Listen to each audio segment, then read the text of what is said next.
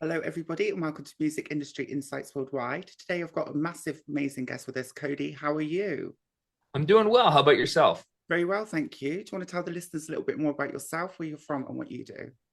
Yeah, my name is Cody DeLong. I live in Portland, Maine, and I am the CEO and co-founder of Sound Rink. We're a VIP ticketing service in music, comedy, uh, podcast, live podcasting. We do it all. I'm also a co-founder and partner at Armada Merchandise, which is a merchandising company in the States and worldwide for artists online and touring. Great. And then I'm also a co-founder and run a company with my business partner called Artist Flags that does backdrops and stage production items for touring artists. Awesome. And how long have you been doing this for, Cody, and what got you into music? I Sound Rink has been a thing for since 2012. So at this point, I think we're at 14 or 15 years, which has been crazy to think that, but I started out, working in, I was a booking agent actually. And so that's how the company started out. So I got interested in music when I was like in my young teens, probably even before that. I think it was maybe like 10 or 11. It was like right when, you go look on LimeWire and Napster and download All of music. the And days. so, obviously definitely breaking the law back then, but it opened up a lot of avenues and learning about music and Warp Tour. And Yeah, my parents would take me to concerts early on when I was younger, awesome. um, and take me to like those types of bands. I really got into photography when I was younger. And so back in the day, it was super easy to get a press pass to these shows if you had a website. And so I helped run a website and I did that. And then I got into show promoting from that when I was a teenager doing hall shows while I was still in high school. And then just natural progression into being a booking agent, which then uh, at the Kenmore agency, which being a booking agent led to starting Sound Rink to create these VIP packages for the artists that I work with Yeah. at the time and creating an alternative. And so, yeah. And so then started that company and then slowly that got busy and booking I slowly got away from, which, anybody who's a booking agent knows it's a crazy business to be in. So I'm glad I don't do that anymore. Yeah. And then just kind of helped start other companies along the way. And that's where we are today. Wow, you like to keep busy. Well done, Cody. Great work. Yes. You've obviously worked across touring, ticketing, and operations as well as merchandise. What first made you realize that something had to change in the live touring model? Um, in live touring, I think a lot of it, at the time when Soundrink came in, it was more of convincing artists to do VIP than it was artists looking for a VIP solution. Yeah. Especially at the level that we started at and the artists that we work with. I started the company and I had some with my business partner Scott and Jason, and we had a couple artists that were playing bigger size rooms. Like at that time I think were bigger, 1,000 of 2,000 cap rooms, and so we would do VIP for them.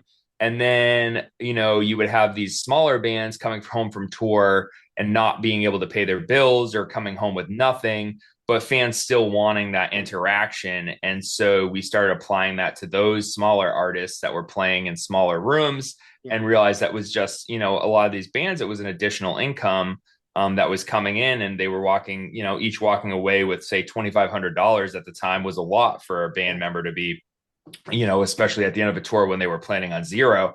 Yeah. And so we noticed that like that definitely needed to change. And so we built the company with that in mind. And, we have a lot of artists that have grown into playing giant rooms, bands like, Ice Nine Kills and Motionless in White, that we've been with since early on in the company's existence, and we've all grown with them. And then we've still kept like these smaller artists that we work with, because now VIP is even more of a thing even for those artists, which is great because those artists are really too the ones that need additional income as well to come home from a tour to pay for the exuberant costs of touring these days with gas and bus, and even renting a bandwagon almost as much as renting a bus these days. So Yeah. Well, I think it's a great idea, and well done for doing that. For some of the listeners that might not understand what VIP means, do you want to explain that to them, the packages that are Yeah, so definitely. So there's a few different worlds of VIP. So the main one that we do a lot of is VIP meet and greets. So basically, it's an add-on VIP lift for touring artists to offer to their fans, which usually includes like a meet and greet or something else. Sometimes it's a Q&A, an acoustic set, and then a meet and greet, a photo op, usually whether that's in a group setting or individually, and then some really exclusive merchandise that you can't get at like the merch table, and really add some value to the VIP, and not just, hey, you're meeting the band, here's that. And usually it's like a whole thing. We have some artists will do watercoloring with their fans. We've had artists do like trivia. So there's definitely some other things that artists do to help amplify that as well. yeah, And then you get early entry. You get there early on, so you can buy merchandise, which I think is a big thing, especially considering a lot of times like merchandise does get low, or you just have to wait in a long line and lose your spot. So this allows those diehards to buy the merchandise and then go right up to the front where they want to stand, and they get there first. yeah, And then there's other VIP packages that just include like early entry with some exclusive merchandise, maybe something that's pre-signed, and yeah. still give people that experience. But if an artist doesn't want to participate in meeting the fans, we do that as well. And so there's just different tiers. And sometimes artists will do both tiers. It just but it's definitely to amplify that experience. And really, I think it's for fans to get something really cool, meet their favorite band, and have the artists, make some additional income for the time spent. Because, I think one thing a lot of fans and bands, it's like time is money. These people are away from their homes.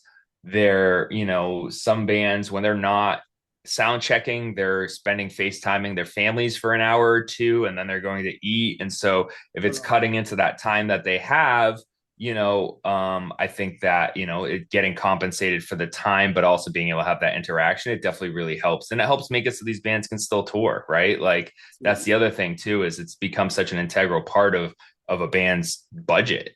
Sometimes we still have bands that when they walk away from a tour, they're walking away with more than the $2,500 each, but like that's their profit from the tour at the end, is really is the VIP, or that paid for the bus so that they were comfortable, or that paid for, whatever, so that the band could do the whole tour and being comfortable, rather than, doing half a tour and then getting burnt out. So being able to, pay for those things to allow an artist to like do a whole tour without being too burnt out. Absolutely. And many artists see like touring as essential for growth, but it's not always profitable, like you said. So where do you think artists are leaving money on the table, and what can help them to stay on the road? I mean, I think there's definitely some artists that leave some money on the table with it. I think there's definitely artists that can be a little bit more creative and offer some more things. But I think also, like, any band, even if they don't want to meet their fans, have the ability to offer something that's exclusive. And I don't want bands to feel like they're ripping their fans off. And that's never been the case. I want them to feel like they're providing value. So we do a lot of artists that have in the past done meet and greets, and they're just at a level where it's again, the time of the day to do it, and to be prepared for what the real big thing is, which is the show, them playing. That's really the big thing. So, we have artists that will have no longer do meet and greets, but they still know it's an integral part of their budget, and they don't want to leave that money there. So we've come up with other ways, whether it's, doing a pre-signed items with custom items, doing, a photo backdrop photo that commemorates the show that they can take a photo in front of, early entry or a limited bar, stuff like that. So it's all very personalized and kind of bespoke, and it's about a memory, isn't it? Exactly, 100%. Yeah, I really like that actually. And you often talk about super fans and use it, and they're being under leveraged at the moment, especially in live music. How do you define a super fan, and how important do you think they are? I mean, a super fan to me is any fan that buys the VIP, because they're the ones that want to meet you, right? That's going to be your super fan. I think we're starting, we've been in this, it's funny. It's a term that's been used a lot lately in the last few years, but it's a business we've been in the last, since we started the company. It's always been about the super fan. So I think there's a lot of different ways artists are able to leverage that data as a super fan, right? So your super fan is going to be the fan that goes ahead and they buy they buy the VIP, or even if you're not doing a VIP, even if you're doing like a standalone pre-sale ticket, which we do a lot of as well. We do a lower service fee pre-sale tickets for artists, Okay. because with that you own that data. You automatically, you don't have to do all this crazy segmenting to know. You Yeah. know that if a fan buys during your pre-sale, during the first 4 days of that pre-sale, they are your super fan. They're more than likely a really diehard fan that are buying, Yeah. because they're buying it during that period. And Yeah. so through Sound Rink, when you're offering that, you own that data as an artist. You own the data for those fans. You can send emails to them. They have opted in when gone ahead, and you can do a double opt-in too. We always advertise, hey, like all the language is there for have them opted in, but if you do, you can do a double opt-in as well. And so then you can go and utilize that data for pushing information about your release, new merchandise drops. I think a lot of artists don't utilize that data that they have, and you can utilize that to push all of those things, Spotify pre-saves, and really help that funnel and really help grow that over the course of the lifetime of the band, right? Like you're constantly wanting to pull in data that you own, that you can have, whether that's VIPs, Shopify buyers, bands in town subscribers, seated subscribers, all of those things, pulling them into one place or multiple places to push, is I think where some artists and teams just don't utilize that data where they have it, and it makes a huge difference. We see it all the time, with these going on sale with previous purchasers, and also people who are, doing RSVPing it for getting the link directly sent to them. All of that really helps. Of course, it helps kind of keep it consistent, but also professional. But then you can keep that data for marketing purposes as well, right? So that really boosts your sale efforts. Exactly. Yeah, 100%. And you can utilize it for everything. It's not just the VIP, it's for the merchandise, it's for everything new, whatever it is, announcements, all of that. Yeah, brilliant. And Sound Rink focus on helping artists with their fan relationships, which we're just talking about now. So, what is the first party fan data becoming one of the most valuable assets that NAS can have? I mean, it's like, as far as the data goes, I think it's because you're able to go ahead and see, you're able to really see that what these fans consume and what your fans want. And by having access to that data, Yeah. I feel like it's definitely a really good thing to have. Like, I'm trying to think, sorry. It's if you have it all in one place, you're able to really target down to where you are sending these things, right? So like if you have a special show, if you have a pop-up, you're not oversaturating these fans who maybe don't live in that area. And you're able to take that and like really make sure that you're hyper focusing on those super fans and that data, and being able to like just focus on those ones, and you're not like spreading it out wide. Like a good example is, we did a pop-up for Black Veil Brides, for instance, where they did a pop-up, and we utilized the fan data that they had and really targeted it for Los Angeles, where they did it. And it was great. It sold out. It was really awesome, and they had a great time.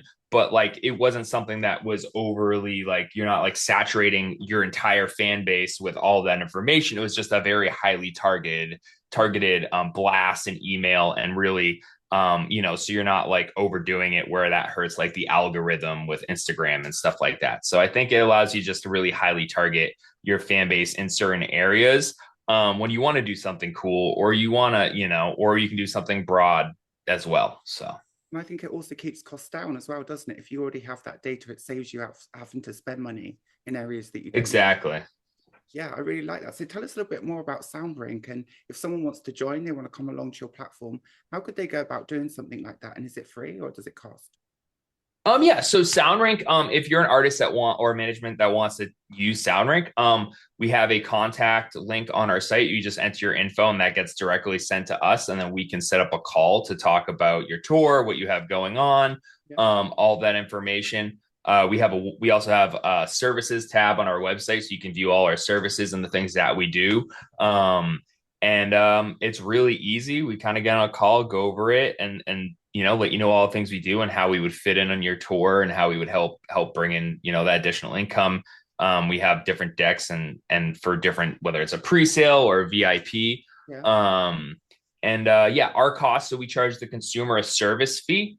And Okay. then depending on the deal, we have a net profit split on the VIP. So for pre-sales only, we just charge the consumer a service fee. Excellent. And then for VIP, we do charge a percentage of net proceeds after all the costs, dependent on the deal structure, what's needed by us. I mean, there's a lot of artists that we handle everything from ordering merchandise to advancing the shows. And then every artist we deal with customer service, handling ticketing with the venues, it's a whole process that we deal with everything for that. So we try to make it, besides the VIP, the items and like doing the VIP day of, really hands off. Yeah. And we even provide copy for marketing and everything else. Excellent. I'll leave a link in the description below as well. So thank you for sharing that with us. Now, obviously, VIP experiences have come an awful long way from the traditional meet and greets. What are some of the most innovative that you've actually dealt with and that you found the most interesting? Um, we've done meet and greets. I think I said earlier, but I'll say again. We did one where a band did watercoloring Yeah. with their fans. We had tea time. We've had like a coffee time. So the meet and greet involved like everybody got roasted brewed coffee. And then they also got a mug, and then they got coffee beans that were specifically roasted. Cornhole tournaments. We had a Mario Kart one, which actually worked really well, where the band had three members. We had three TVs, and they just played Mario Kart. So it was like a nice rotation. So it was like three people plus a band member. So everybody got like 5 minutes with one band member. And then they did a meet and greet afterwards, and actually went extremely fast, just because, you're kind of doing 9 people, 5 minutes, times that by five. And, it's only like a 30-minute meet and greet, a 30-minute session, then the meet and greet. And I think doing just like really cool stuff like that has always been great, really cool. Yeah, I love to hear that as well. And it's nice that artists find that they also personalize that to their own experience and their own taste. And then they Yeah, provide their fans. exactly. And I think some of it's like artist interests too, and then we have artists that will do on the extreme, they'll still do a meet and greet, they'll do the meet and greet and the photo op, but the item is something that's like really cool and specific. So we work with the band Dance Gavin Dance, and we just did a Monopoly board, and that's been the most intricate one that we've done. Enough that we're actually shipping to all the buyers afterwards, because it's just been a long process. They're going to be, if you're listening to this and you ordered it, it's going to be awesome. It's so cool. It's in production right now, and so we do a lot of artists that just like really cool stuff. I mean, we have Motionless and Whiteout, and they're doing a pendant with some tarot card. I mean, it's tarot cards and like a whole package, and really getting creative with those items, I think has been a key part in selling a lot of VIPs a lot of the time. And it's unique as well to the actual buyers, right? So that's something Exactly. edition. So I really like the sounds of that. For independent artists that have a limited budget, for example, what practical steps can they take right now in order to build a stronger direct to fan strategy? Yeah, I mean, so artists that are just not, maybe you're not ready for a VIP, right? I think that the best strategy is going to be getting as much data as you can. So running a standalone pre-sale where you're like, hey, I don't think that we're at the point where we should be charging for a VIP. We still want to meet fans at the merch booth. We still want to do that. Yeah. I think, doing a pre-sale that is off platform, that you can pull the tickets like we do. Doing that is a big part, because you own that data. So helping build that, making sure that you are pulling your lists from everywhere you possibly can to really help push out anything you have going on. And I'm not saying spam people. You don't want to spam people, but utilizing the data you have and those lists that you have to push out that you have a new single out or an album or a merch drop or a tour, whatever it is, like I think there's a lot of artists at their teams that just you don't have all of that in one place. So figuring out where you can put all that in one place, or maybe a couple places. Maybe it's a mailing list, and then you're utilizing Laylo, which we use a lot for RSVPing, and that's a big one for text messaging. I mean, I think it's interesting. I feel like text messaging is a huge thing. Again, it wasn't. Yeah. I feel like it was back like when we first started the company, it was starting to be, and then it kind of was like it was this, kind of like phased out because it was more like social media. And then now it's back to like most people are texting. I think, the a lot of people having Apple iPhones. So I think that's kind of back. And it's like that immediate, like in front of your fans. Cause like everybody these days with TikTok has ADHD. You're just scrolling, right? So it's like, getting the it's attention. crazy. Yeah, I've Yeah. noticed that actually with the social media. What is your thoughts and ideas on social media, and how do you think that's impacted music, especially live events and sales? I think it's affected it because I think it's a big part of every marketing Yeah, budget these days because you kind of have to pay to get in front of people. So it's a pay to play system. So I mean, I think it's a big part of it. And I don't think you see advertisers spending, at least in the demographics that we're seeing, a lot of money on Facebook. They're spending money on Meta, but it's really on the Instagram and on TikTok. yeah, And that's really where the money is being spent. yeah, And there is Facebook. We do Facebook ads, but Meta as a whole, we do marketing for a lot of our VIPs, and so we'll utilize all these places to get to when we're starting to. We do a budget usually like after we're on sale to kind of those places because we don't like to spend money where we don't need to spend money. If something's already sold out, why go try to push something? And so I think that that's a key part in putting this in front of people's faces because there's so many tours that go on all the time. And like, you need to make sure you're getting your tour in front of people to go to the tour. Cause if not, no one's going to know about it. It's not as like simple as posting it on a MySpace back in the day, but a yeah, Facebook event, yeah.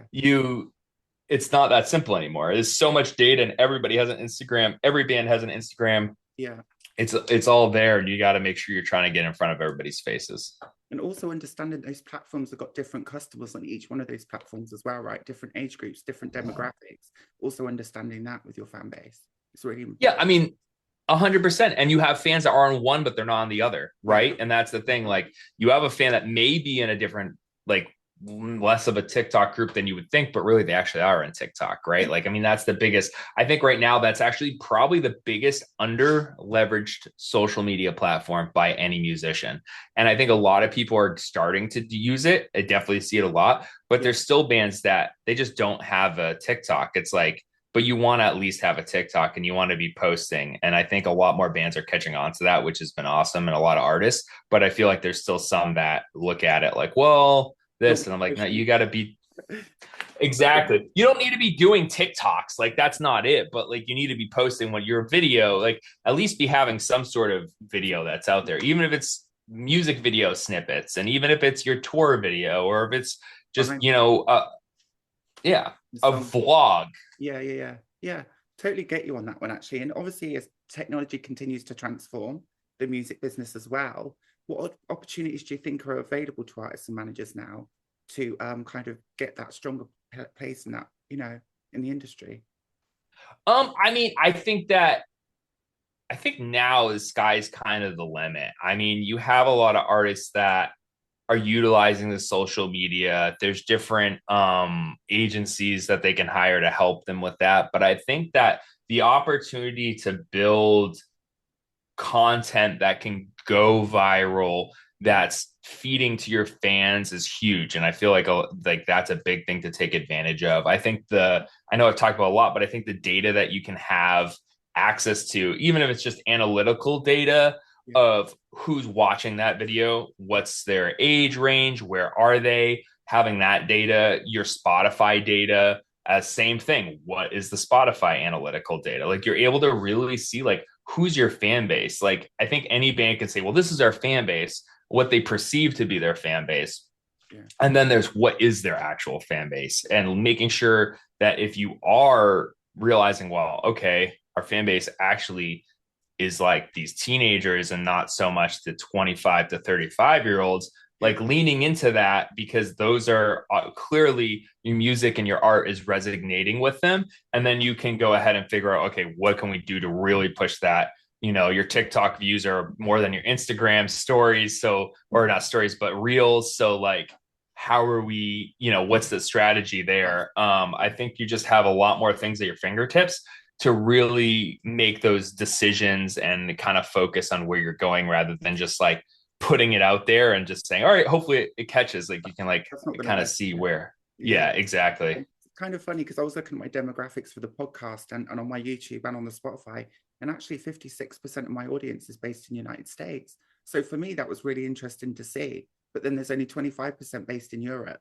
The rest is actually all around the world, which is really impressive considering it's all been organic and I haven't really paid for any of that stuff. It's all been community driven and shared, actually. Yeah. Exactly. And then right? You have that data. And I think it's also like a big thing, and then if you are spending advertising dollars as an artist, then you know where to spend it. It's like if you're finding that 60% of your fan base is this demographic, you're not going to go waste your meta ad spend on a different demographic because that's going to cost you more to get your clicks than it is for people if you're resonating with a certain demographic, and so not to say you're not going to push them, but you could then do different data ad sets. I mean, we do it all the time. Even pushing our VIP, we do a lot. We use a lot of Spotify data and different data to go, where's the best place to market this? Even though we're not marketing on Spotify, we still can utilize that data to go, okay, here's the best rate of, return for the ad spend. And we track that via, we have our pixel and everything. So we can track on our site when we sell, like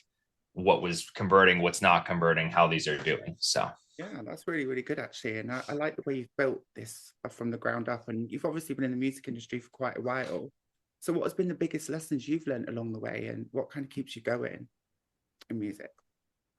The biggest lesson I think I will ever tell you is don't burn a bridge. Okay. Don't ever burn a bridge unless you think that unless it's a bridge. I mean, I don't think I've ever burnt a bridge. I mean, regardless of somebody not using us anymore or no longer working with us or just a very frustrating person, or artist or manager, I've never once I feel like there's a lot of at least younger people that are maybe like, well, I'm just going to write them off completely, that like I'm never going to work with that person again, and they just totally ignore it. But like, you don't know what's going on. You don't know if it was the artists who did that or if it was them. You never burn a bridge, and you always be I think just nice to everybody. There's no reason, like if somebody doesn't want to use you anymore, they don't want you served, you don't have to be a jerk, and you just go, all right, cool, we're here. We have plenty of artists that we work with that have gone separate ways, and then 5 years later they've come back and they're still using us to this day, and it's because we didn't burn the bridge of like, well, I don't want to work with you anymore. If you don't want to work with me, screw you guys. Like, this was horrible. Like, no, I mean, it's the music industry. It's a small world. And when you treat people like that, or if you word will get around, and it's not a good thing because over time everybody knows about it and then nobody wants to work with you. And, I've worked in a bunch of different places, or a couple places over the years before Sound Rink. I was at the Kenmore agency for a good 8 years. And I've always treated everybody with respect and made sure that regardless of how everything went with a manager or an agent or a band, it was still ended on as good of a note as I could on my end. Right. And I think that's been the biggest thing. And then network, just go meet people, go to a festival, you go to these festivals, and Download, for instance. I didn't go to Download this past weekend, but my business partner Scott was there. So many managers and people, even managers from over here that are going over there that you don't see even over there. So it's 10 minutes down the road. It's not far from here. And you just you get that FaceTime. Maybe it's not somebody who you have any reason to do business with right now, but you never know. You never know when that person is gonna maybe have the hottest new band, or they're going to have an opportunity that you want to take advantage of it, and they think about you. I mean, I think it's you network. I go to festivals a bunch. I don't want to say a few times. It's definitely like 5 or 6 times a year now, just to go see people. Yes. Yeah. Community. That's what it's about, and friendship. It's very much a exactly business. Yeah, for sure. It is. It's hard to. It's these days. With social media, a lot of people, it's really hard if you want to continue, to grow as somebody in the music business and really be with, the artists that you work with. Like you got to get out there and spend time with even them too, and not just stay in the background. That's one thing I've learned is, I'm out there as much as I can be, between working and everything else to really just at least be there. Even if I'm saying hi for 5 minutes, Yeah, yeah. it's 5 minutes of FaceTime with that artist to say, hey, so, if something does go wrong with a VIP or a situation, they actually have a face to a name of, you know what? Okay, he came and cared, they came and really helped out, and that wasn't just like ran in and didn't care, right? And so that's, I think, a big thing. Yeah, that's good values, definitely. Also, we've got a few more minutes left. If the listeners want to find out more about you, they want to connect, they want to network, or they want to find out more about what you do, how could they do that, Cody? Yeah, they can go to, www.soundrink.com for Yeah. Sound Rink. You can email me, Cody@soundrink.com. I'm available to chat whenever. They can follow me. My Instagram is, you can look me up. I don't know what it is, honestly. I don't really post much. Or just follow Sound Rink. It's sound_rink on Instagram as well. Excellent. Thank you ever so much. It's been a pleasure talking to you today. Thanks for sharing your expertise, your views, and your platform with us. It's been great to talk to you. Great speaking with you as well. Thank you so much. An absolute pleasure. Keep up the amazing work. We'll keep in touch. Awesome. Thanks. Thanks. Thanks. Bye.